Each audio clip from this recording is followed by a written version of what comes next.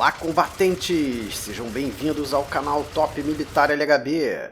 Conheça hoje a história incrível do piloto de combate brasileiro que, após ter seu avião abatido e cair no norte da Itália, precisou fugir e percorrer mais de 300 quilômetros atrás das linhas inimigas em um território completamente ocupado pelo exército alemão. E se você curte as Forças Armadas do Brasil, aliste-se agora em nossas fileiras se inscrevendo no canal. Fogo à vontade no like, vamos ao vídeo!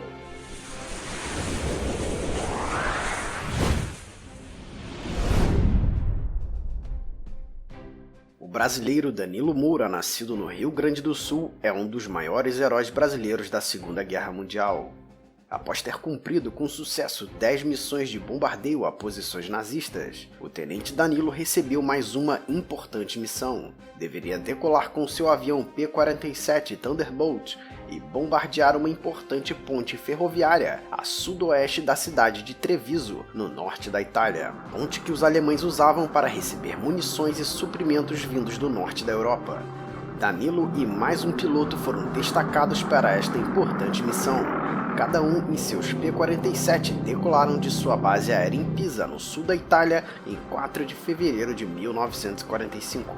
Por sorte, ao chegarem próximos do objetivo, uma locomotiva alemã estava passando. Danilo ficou encarregado de destruir a locomotiva, enquanto seu companheiro destruiria a ponte. A rajada de metralhadora do P-47 arrancou tufos de terra e faiscou nos trilhos até encontrar a caldeira fervente da locomotiva que explodiu na hora. Ao olhar para trás para confirmar se a locomotiva estava completamente em chamas ou se seriam necessários mais alguns ataques para destruir os vagões com as cargas, o piloto Danilo sentiu um estremecimento e um estalido agudo e metálico do motor, seguido de uma brutal perda de potência da aeronave. Danilo tentou ver os instrumentos no painel, mas a cabine já tinha sido tomada pela fumaça das chamas do motor da aeronave. Somente teve tempo de comunicar pelo rádio que seu avião havia sido atingido pela artilharia antiaérea alemã e estava caindo. Ele precisaria saltar imediatamente de paraquedas. Conseguiu saltar quando sua aeronave já estava muito próxima do chão. Caiu violentamente sobre o campo de uma fazenda e, na queda, sofreu um grave ferimento na boca que o impediu de falar. Danilo não sabia, mas aquele ferimento ajudaria a salvar sua vida.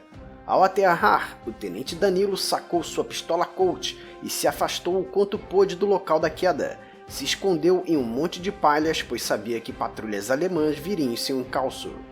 Até que um homem se aproxima. Era um fazendeiro que faz sinal para que ele se mantenha escondido e que voltaria depois para ajudá-lo. As horas passam e Danilo, sentindo dores horríveis, se martiriza pensando que deveria ter matado aquele homem. Provavelmente ele irá chamar os soldados alemães para capturá-lo. Mas os ferimentos e o frio praticamente o impediam de deixar aquele abrigo e fugir. Já na manhã do dia seguinte, o fazendeiro voltou, trazendo comida, roupas e cuidou dos seus ferimentos. Tinham se passado 24 horas desde o abate, e as suas chances de não ser capturado pelas patrulhas alemãs tinham aumentado consideravelmente. Danilo trocou suas roupas de piloto pelas surradas roupas do italiano e distribuiu pelos bolsos itens do estojo de fuga. Com seus mapas, fez alguns cálculos e estimou que por estrada estava a cerca de 350 quilômetros de distância de sua base em Pisa. Danilo estava nas retaguardas profundas do inimigo. Se lembrou das instruções e manuais de sobrevivência e exfiltração do território inimigo. Colocou a broa dada pelo fazendeiro debaixo do braço e partiu em direção a Pisa. De acordo com os manuais, o tenente Danilo deveria se deslocar somente à noite e por estradas vicinais. Entretanto, o piloto avaliou que desta forma levaria o dobro de tempo no duro inverno italiano para conseguir chegar até a Pisa, e caso fosse capturado tentando se deslocar furtivamente, seria imediatamente identificado como um inimigo dos alemães. Conscientemente, o piloto Danilo resolveu seguir pelas estradas principais e usar um outro tipo de camuflagem. Aproveitou as roupas velhas e surradas doadas pelo fazendeiro, aliadas à sua aparência semelhante à de um italiano do sul, para se passar como um refugiado de guerra. O seu ferimento na boca também o ajudaria a se camuflar, pois caso inquirido por soldados italianos leais ao eixo, bastaria mostrar o ferimento e gesticular que não conseguia falar. E assim o piloto seguiu de vilarejo em vilarejo, e após caminhar 74 quilômetros e chegar em Pádua, sujo, barbudo e ferido, passou por diversas tropas alemãs sem ser incomodado. Era confundido com mais um dos milhares de refugiados esfomeados que a guerra produz.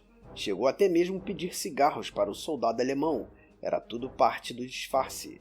Seguiu sua viagem, dormindo em estábulos, casas abandonadas, ao relento, e comia o que encontrava ou quando recebia ajuda de algumas famílias abastadas. Então, completamente debilitado, chegou até a cidade de Polesla, às margens do rio Pó, a 120 km de distância do ponto de partida. O piloto foi impedido pelas tropas alemãs de atravessar a ponte. Somente quem tinha o documento de autorização podia passar. Danilo, debilitado, não poderia atravessar a nado aquele grande rio, e mesmo que conseguisse, morreria congelado com as roupas molhadas após a travessia.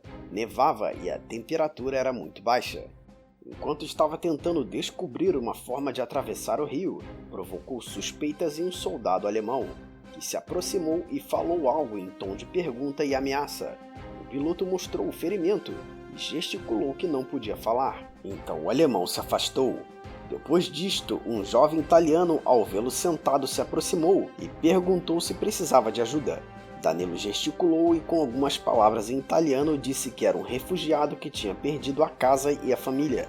O italiano o levou para sua casa, o alimentou e depois disse que a história de Danilo seria muito convincente se ele não estivesse usando botas de piloto, mas que ele não precisaria se preocupar.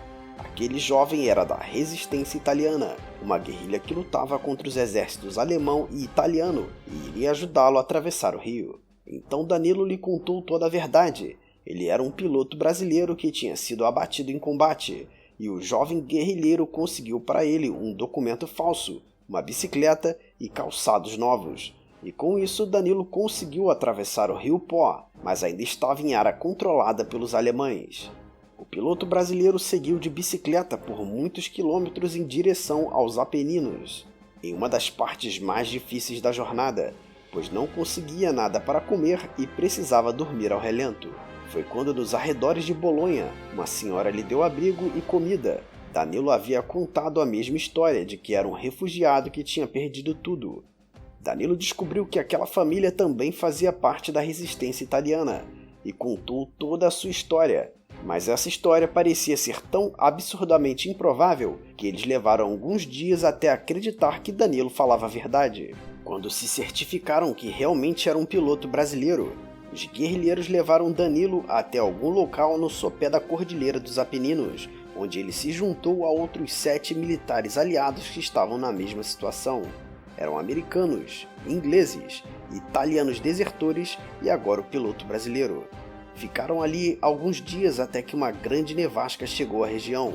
Era o momento certo da travessia, pois naquelas condições poderiam ter uma melhor camuflagem e com isso uma travessia com um pouco mais de segurança. No início da noite começaram a caminhada que não previa paradas. Subiram os Apeninos por trilhas de cabras muito íngremes, escorregadias e enfrentando vento gelado, chuva e neve. Depois de 14 horas de caminhada, sem pausas e descanso, ao raiar do dia, os esforços foram coroados de êxito e naquela mesma manhã chegaram a um posto avançado do exército inglês, que ficaram perplexos com a coragem e a inacreditável história do piloto brasileiro. E um mês depois da queda do seu avião no norte da Itália, após cerca de 350 quilômetros percorridos, finalmente Danilo, 19 quilos mais magro, voltava para a base aérea dos pilotos brasileiros em Pisa. Entre suas principais condecorações recebidas no Brasil estão a Ordem do Mérito Aeronáutico, a Cruz de Sangue, a Cruz de Aviação Fita A, e dos Estados Unidos recebeu a Medalha Aérea, a Medalha da Campanha da Itália e a Citação Presidencial de Unidade. É isso aí, combatente! Se gostou do vídeo, deixe seu like e comenta aqui embaixo o que você achou da história do piloto brasileiro Danilo Moura e quais são os próximos vídeos que você quer assistir aqui no canal.